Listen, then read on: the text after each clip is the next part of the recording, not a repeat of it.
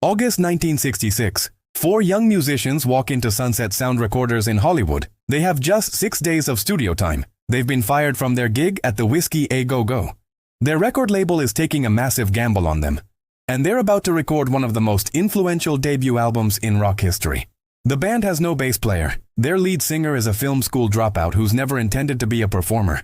Their keyboardist plays bass lines with his left hand, while his right hand creates swirling psychedelic soundscapes. The guitarist has been playing for less than 2 years, and the drummer brings jazz sensibilities to rock and roll. 6 days later, they'll have an album that sounds like nothing before it. Dark where others were sunny, dangerous where others were safe, poetic where others were simple. On January 4th, 1967, The Doors hits record stores. By September, it will peak at number 2 on the Billboard charts, kept from the top spot only by the Beatles' Sgt. Pepper's Lonely Hearts Club Band. But the journey to that moment is a story of chance meetings, bold experiments, censorship battles, and a band that refused to sound like anyone else. Welcome to the Sound Vault. Every album has a story. This is The Doors. Summer 1965, Venice Beach, California. Ray Manzarek is meditating alone on the sand when he spots a familiar face. Jim Morrison, a fellow UCLA film school student. They weren't close friends at UCLA. Manzarek was a graduate student studying cinematography. Morrison was an undergraduate immersed in film theory, poetry, and the beat writers. They'd met through Manzarek's girlfriend Dorothy Fujikawa, who would sit in on film classes and hang out at the Coop, the coffee shop in the student union where film students gathered. Morrison's own student film had been savaged by his professor and classmates. Manzarek later recalled finding Morrison's work to be cinematic poetry, but the film school establishment disagreed. The film was tossed into the dumpster with hundreds of other student projects that didn't make the cut for the prestigious Royce Hall screenings. After graduation, Morrison refused to attend the ceremony. The university mailed his diploma to his mother. He was now living a bohemian existence on a rooftop in Venice Beach, writing poetry and song lyrics with no clear path forward. On that beach, Manzarek asked what Morrison had been up to. Morrison mentioned he'd been writing some songs. Manzarek, who had been playing keyboards in a band called Rick and the Ravens with his brothers, pushed Morrison to share something. Morrison was hesitant. He didn't think he had much of a voice. Manzarek countered with the perfect argument for 1965. Bob Dylan didn't have a great voice either, and he was the biggest thing in music. Morrison closed his eyes and began singing an a cappella version of a song he'd written. The lyrics painted a surreal picture of driving to the ocean under moonlight. The song was called Moonlight Drive. Manzarek's response was immediate. That's it. Let's start a rock band. 2 film school graduates who had planned on making movies were about to change the trajectory of rock music instead. Manzarek moved quickly. He recruited 2 musicians he'd met at a transcendental meditation lecture, drummer John Densmore and guitarist Robby Krieger. Both had been playing in a band called Psychedelic Rangers. Densmore brought jazz sensibilities to rock drumming. He'd studied with traditional jazz drummer Elvin Jones and incorporated complex rhythms that set the Doors apart from standard rock bands. Years later, he would say, there wouldn't be any Doors without Maharishi. Krieger had been playing guitar for less than 2 years, but brought influences from flamenco to blues. He was quiet, introspective, and still uncertain about his songwriting abilities. The most unusual element of the new band was what it lacked: a bass player. Manzarek recalled auditioning several bassists. We auditioned one bass player and we sounded like the Rolling Stones. Then we auditioned another bass player and we sounded like the Animals. Every bassist they tried made them sound like every other rock band. They needed to sound different. Manzarek discovered the Fender Rhodes piano bass and began playing bass lines with his left hand while his right hand played organ and other keyboard parts. Densmore later wrote in his memoir that adding a bass made them sound traditional. We were determined to do almost anything to sound different. The band needed a name. Morrison drew inspiration from Aldous Huxley's The Doors of Perception, which itself referenced a line from William Blake. If the doors of perception were cleansed, everything would appear to man as it is, infinite. Initially, they called themselves The Doors of Perception. Then they shortened it to simply The Doors. February 1966. The Doors began a residency at the London Fog, a rundown, sleazy club in Los Angeles. They played to sparse crowds, sometimes just a handful of people. But the experience was crucial. The band became this collective entity, this unit of oneness, Manzarek later said. That is where the magic began to happen. Night after night, they refined their sound. Morrison gained confidence as a frontman. The instrumental interplay between Manzarek, Krieger, and Densmore became telepathic. Songs like The End and Light My Fire were extended and explored through improvisation. By May 1966, they graduated to the Whisky A Go-Go, one of the hottest clubs on the Sunset Strip. They became the house band, opening for acts like Love, Buffalo Springfield, and Van Morrison's band, Them. On May 21st, the Whisky gig began. The Doors typically performed 2 sets per night. Their performances were intense, unpredictable, and growing increasingly provocative. Morrison had been developing a spoken word section for The End. The song had started as a simple breakup ballad, but had evolved into something much darker and more complex. On August 10, 1966, Elektra Records president Jack Holzman attended a Doors show at the Whisky. He'd come at the urging of Arthur Lee from Love, a band already signed to Elektra. Holzman was immediately intrigued. He came back the next night, and the night after that. By the 4th night, Holzman called producer Paul Rothchild to see the band. Both men recognized they were witnessing something special. On August 18, 1966, just 3 days before everything would change, Elektra Records signed The Doors. August 21, 1966, Jim Morrison didn't show up for the first set at the Whisky A Go-Go. The band performed the opening set without their lead singer. Between sets, they tracked Morrison down at his apartment. He was tripping on acid. They dragged him back to the club for the second set. The Doors always closed with The End. But that night, Morrison decided to perform it early. The band followed his lead. By this point, they could pivot instantly to whatever Morrison wanted to do. When they reached the instrumental section where Morrison could improvise, something happened that would become Doors legend. Morrison launched into the Oedipal section he'd been developing. In front of the Whisky audience, he recited words that invoked the Greek myth of Oedipus Rex, the king who unknowingly killed his father and married his mother. The spoken word section ended with Morrison shouting profanity-laced lines about killing his father and making love to his mother. The crowd went wild. But club owner Mario Maglieri was furious. As soon as the Doors left the stage, Maglieri fired them. Ironically, getting fired from the Whisky was no longer devastating. 3 days earlier, they'd signed with Elektra Records. They were moving on to bigger things. The controversial performance of The End that got them fired would become the climactic track of their debut album. And the profanity Morrison shouted was buried so deep in the mix that it became unintelligible. Late August 1966. The Doors entered Sunset Sound Recorders in Hollywood to begin recording their debut album.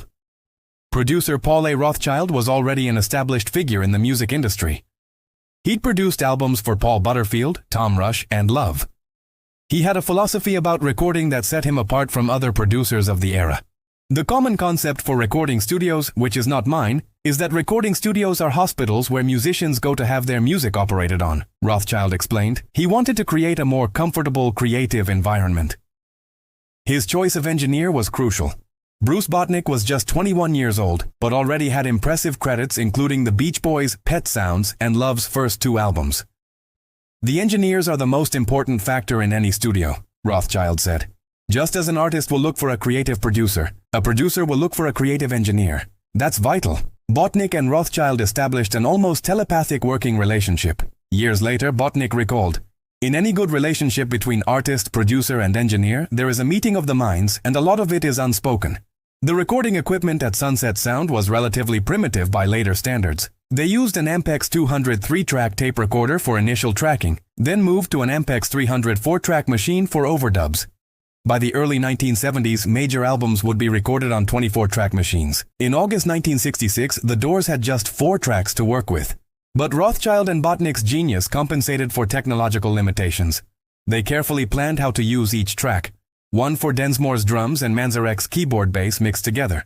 Another for Krieger's guitar and Manzarek's other keyboard parts. A third reserved exclusively for Morrison's vocals, and the fourth for overdubs. The lead vocalist is always on a track by himself so that you have absolute flexibility, Botnick explained. The Doors had a specific philosophy for the album. They wanted to capture their live sound, not create something artificial in the studio. What you hear on the first album is what they did live, Botnick later confirmed. It wasn't just playing the song, it transcended that. Rothchild forbade Krieger from using guitar effects, particularly the wah-wah pedal, feeling these devices were being overused in 1966. However, Sunset Sound was equipped with an echo chamber that gave the recordings their distinctive psychedelic ambience. The studio itself had an unusual history. The live room had once been an auto repair garage, and the floor sloped down toward the control room, originally designed to allow used oil to drain away. The non-parallel surfaces accidentally created excellent acoustic properties. The Doors spent approximately 1 week in late August and early September 1966 recording their debut album. Sessions were efficient and focused. Morrison later recalled that some songs took only a few takes. "We started almost immediately, and some of the songs took only a few takes," Morrison said. "We do several takes just to make sure we couldn't do a better one." The first song they attempted was Moonlight Drive, the song Morrison had sung to Manzarek on Venice Beach that sparked the formation of the band. But the studio environment felt too constrained. The song sounded too dark and mysterious. Krieger later explained, "When we went to record the first album, the first one we did was Moonlight Drive. It just sounded too mysterious and kind of dark. So we rearranged it for the second album and made it a little more wild." The original version was shelved and would later surface on a box set in 1997. Another song, Indian Summer, also didn't make the cut for the debut. Session musician Larry Knechtel was brought in to overdub bass guitar on several tracks. Despite Manzarek's keyboard bass being perfect for live performances, Rothchild felt certain songs needed more punch from a traditional bass guitar. Knechtel played bass on Soul Kitchen, 20th Century Fox, Light My Fire, I Looked at You, and Take It As It Comes. However, neither Krieger nor Knechtel were credited in the original album liner notes. Some tracks came together quickly, others required experimentation. For Light My Fire and The End, 2 takes were edited together to create the final versions. The End was recorded in a darkened studio with minimal lighting. Rothchild recalled the session in vivid detail. "When we recorded it, the studio was totally darkened. The only lights visible were a candle burning in the recording studio right next to Jim, whose back was to the control room, singing into his microphone, and the lights on the VU meters in the control room. Morrison sang with his back to the control room, illuminated only by candlelight. The track was recorded essentially live with no overdubs, just the 4 band members creating music in real time. Midway through, I was no longer producer. I was just completely sucked up into it," Rothchild remembered. "When the take was over and we realized the tape was still going, Bruce, the engineer, was completely sucked along into it. His head was on the console and he was just immersed." The nearly 12-minute epic captured a moment where everyone in the studio, musicians, producer, engineer, became audience to something larger than themselves. The album opened with Break On Through to the Other Side, a bossa nova-influenced rock song that perfectly introduced the Doors' sound. Manzarek drew inspiration from Brazilian jazz, particularly Stan Getz and João Gilberto's Getz Gilberto album. His keyboard bass line was influenced by Ray Charles' What Did I Say?, while Krieger's guitar riff borrowed from Paul Butterfield's version of Elmore James's Shake Your Moneymaker. However, the song faced immediate censorship. The original lyrics included She Gets High, which was truncated to simply She Gets, for the album release. Soul Kitchen was Morrison's tribute to Olivia's, a soul food restaurant in Venice Beach where he frequently stayed late after closing, much to the staff's dismay. The Crystal Ship was pure psychedelia, an LSD trip rendered in sound, with Manzarek's organ creating otherworldly textures. Then came 20th Century Fox, featuring one of Krieger's most memorable riffs and Morrison's iconic lyrics describing a fashionably lean woman who's fashionably late.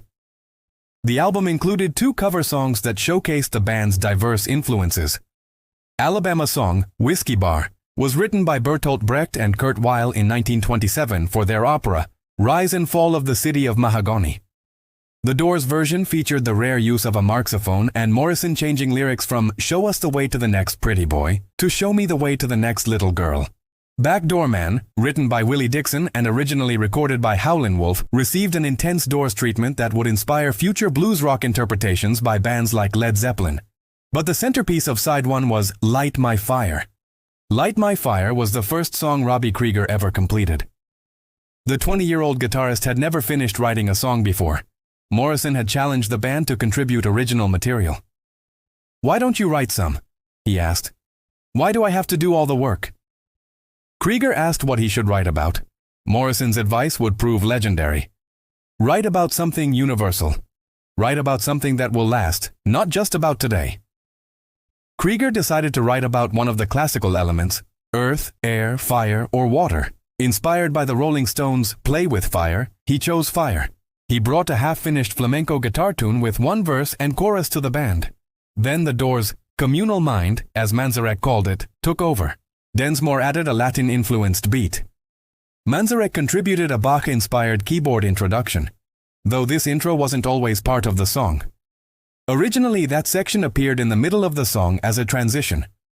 Producer Rothchild suggested moving it to the beginning, creating the iconic opening that would define the track.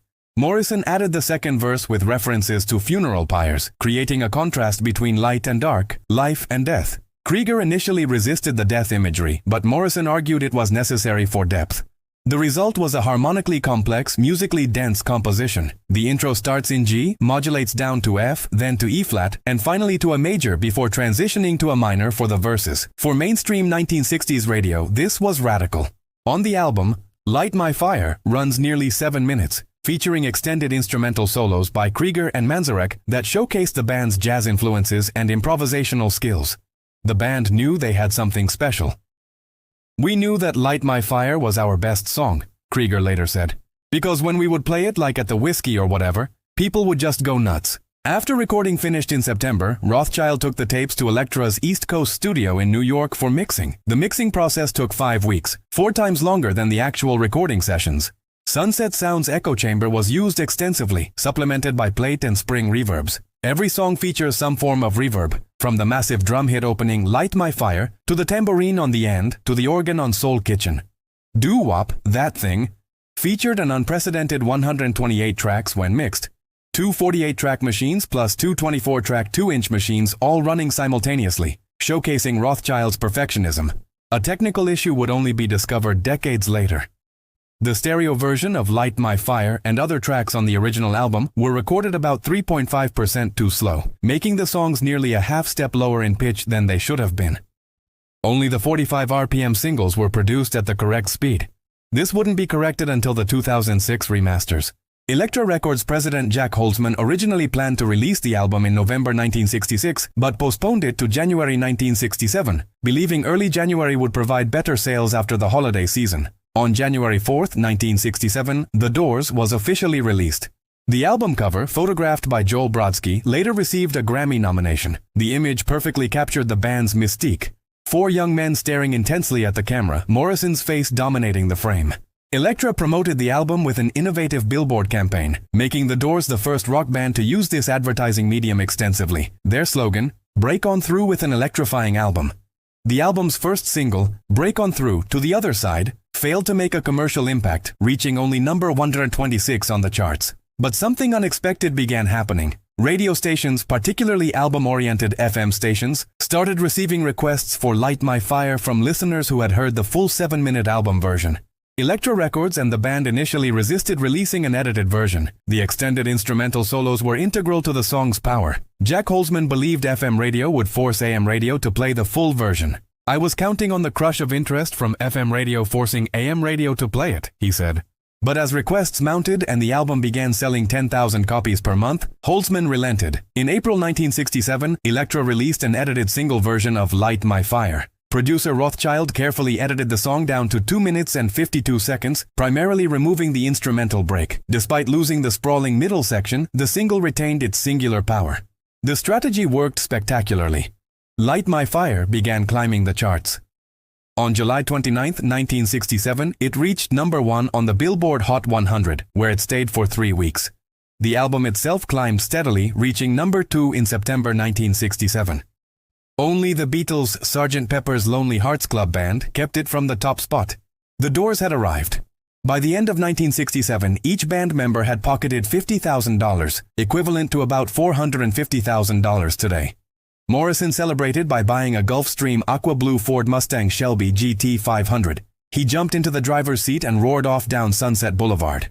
September 17, 1967. With Light My Fire at number 1 and the album in the top 5, the Doors were invited to perform on the Ed Sullivan Show, the most prestigious music platform in America. The band found out about their appearance in an unusual way. Ray Manzarek and his wife were watching TV at home when Sullivan announced, "Next week we're going to have a rock group from California, The Doors, doing their number 1 hit, Light My Fire." Manzarek and his wife looked at each other in surprise. Their manager hadn't mentioned anything about the Ed Sullivan Show. On the afternoon before the live broadcast, the Doors rehearsed at CBS's Studio 50. After rehearsal, Ed Sullivan himself came to their dressing room with advice. "You boys look great. You ought to smile a little more." The comment was ironic, coming from Sullivan, known as the Great Stoneface. Minutes later, a CBS producer delivered a different message. The network wanted the Doors to change a lyric in Light My Fire. Specifically, the line, "Girl, we couldn't get much higher," needed to be altered because of its perceived drug reference. The suggested replacement was absurd. "Girl, we couldn't get much better." Morrison was furious, but the band told the executive they would comply. During rehearsal, they performed the song with the amended lyrics. But when the cameras went live that evening, Morrison sang the original lyrics, "Girl, we couldn't get much higher." Ed Sullivan was furious. After the performance, he refused to shake Morrison's hand and immediately cut to a commercial for Purina Dog Chow. A producer confronted the band backstage. "You'll never do this show again." The Doors were unbothered. Densmore later recalled their response. "Hey, that's okay, we just did the Ed Sullivan Show." Guitarist Robby Krieger would later clarify the incident in his memoir, claiming the band thought CBS was joking about changing the lyric. He maintained there was no conspiracy. Morrison simply sang it nervously the way he always had. Regardless of intent, the Doors were banned from the Ed Sullivan Show for life. But by that point, they didn't need Ed Sullivan. They were already rock stars. Critics grasped that something significant had arrived. Crawdaddy magazine founder Paul Williams hailed The Doors as an album of magnitude and described the band as creators of modern music. Williams added prophetically, "The birth of the group is in this album, and it's as good as anything in rock." The awesome fact about The Doors is that they will improve. Record Mirror wrote that the album was wild, rough, and although it's subtle in places, the overall sound is torrid. The Beatles reportedly bought 10 copies of the album. Paul McCartney cited The Doors as an influence on Sgt. Pepper's Lonely Hearts Club Band, which was being recorded and mixed during the same period The Doors was being created. Not all critics were convinced. Robert Christgau approved of Manzarek's organ playing and Morrison's singing while praising Break On Through as great original hard rock, but he was critical of more esoteric material, calling The End a long, obscure dirge. Critic Lester Bangs would later famously dismiss Morrison as Bozo Dionysus in the 1980s, but by then the Doors' place in rock history was secure. The Doors became a phenomenon. The album would eventually sell over 13 million copies worldwide, making it the band's best-selling record. Besides Light My Fire, the album's success was fueled by the mystique surrounding The End. The nearly 12-minute track became legendary, particularly for its Oedipal spoken word section. When the Doors performed The End live, Morrison would often vary the improvised sections, making each performance unique. On one occasion, when his mother Clara attended a Washington, D.C. concert, after Morrison had been avoiding family contact, witnesses said the Oedipal section packed an extra strong punch that night. Morrison had created a fictional backstory for himself, telling interviewers his parents were dead. His father, George Stephen Morrison, was actually a U.S. Navy Rear Admiral. His younger brother Andy later revealed that Morrison told him, "Either you break it or you're part of the family. There's no halfway point." The album's influence extended beyond sales figures. The Doors proved that rock could be literary, theatrical, and dangerous. They showed that albums could be cohesive artistic statements rather than collections of singles. What made The Doors so revolutionary? First, the absence of bass guitar. Manzarek's left-hand keyboard bass created space in the music that traditional rock bands didn't have. The sound was more open, more psychedelic, less earthbound. Second, the instrumental interplay. Krieger, Manzarek, and Densmore created complex musical textures that drew from jazz, classical music, blues, and rock. They could pivot instantly from delicate beauty to chaotic intensity. Third, Morrison's vocals and lyrics. His baritone voice commanded attention. His lyrics mixed poetry, mythology, psychology, and raw sexuality in ways that were unprecedented in rock music. Finally, the production. Rothchild and Botnick captured the band's live intensity while adding studio polish. The use of reverb and echo created an otherworldly atmosphere without overwhelming the performances. The album arrived at the perfect cultural moment. Released in January 1967, it preceded the Summer of Love but captured the darker undercurrents of the psychedelic movement. While the Beatles sang about love and flowers, The Doors sang about death and desire. While others celebrated peace, The Doors explored violence and chaos. The Doors arrived in 1967, the same year as Sgt. Pepper's Lonely Hearts Club Band, Rolling Stone later wrote. But whereas the Beatles took a basically sunny view of humanity, The Doors' debut offered the dark side of the moon. In 2015, the Library of Congress selected The Doors for preservation in the National Recording Registry, recognizing it as culturally, historically, or aesthetically significant. The album ranks on virtually every list of greatest albums ever made. Rolling Stone initially placed it at number 42 on their 500 greatest albums of all time list. In their 2020 revision, it was repositioned at number 86, still recognition of its enduring significance. 2 songs from the album, Light My Fire and The End, appeared on Rolling Stone's 500 Greatest Songs of All Time list. The influence is immeasurable. The Doors opened doors, so to speak, for countless bands that followed. They proved rock could be dark, literary, and theatrical. They showed that psychedelia could be menacing rather than whimsical. Bands from the Stooges to Joy Division to Echo and the Bunnymen to the Cult owed debts to the Doors' debut. Jim Morrison's frontman persona, the leather-clad poet who brought shamanic intensity to rock performance, became an archetype. The End influenced Francis Ford Coppola's Apocalypse Now, 1979, which used the song to haunting effect in its opening sequence. The film helped introduce the Doors to a new generation. The 1991 Oliver Stone biopic The Doors, starring Val Kilmer, created renewed interest, sending the debut album back into the charts in the UK, where it had initially failed to make an impact in 1967. The Doors wasn't perfect. The band members themselves acknowledged its limitations. Krieger later noted that he'd only been playing guitar for a short time, and his solos on Soul Kitchen and 20th Century Fox were remarkably similar. Manzarek recycled certain keyboard bass lines across multiple songs. The album has roughness, imperfections, and moments where the band's inexperience shows. But those imperfections are part of its power. The Doors captures a young band at the moment of creation, before success and excess, before tragedy and dissolution. It's raw, urgent, and alive in ways their later, more polished albums sometimes weren't. AllMusic critic Richie Unterberger called it a tremendous debut album and one of the best first-time outings in rock history, adding that its non-stop melodicism and dynamic tension would never be equaled by the group again, let alone bettered. The album stands as the Doors' most successful marriage of rock poetics with classically tempered hard rock. It's simultaneously accessible and challenging, commercial and artistic, catchy and disturbing. 6 days in August 1966. 4 musicians with minimal studio experience. A 21-year-old engineer and an ambitious producer. 4-track recording equipment that was already becoming obsolete. The result was an album that changed rock music. The Doors proved debut albums could be masterpieces. It showed that darkness could be commercial, that poetry could rock, that danger could be seductive. The album that started with a chance meeting on Venice Beach and ended with getting fired from the Whisky a Go-Go became one of the most influential records in rock history. Jim Morrison once said of the band's music, "What we do is original. Nobody sounds like us." In 1967, that was absolutely true. More than half a century later, it remains true. This has been the Sound Vault. Every album has a story, and some stories, like The Doors, never really end.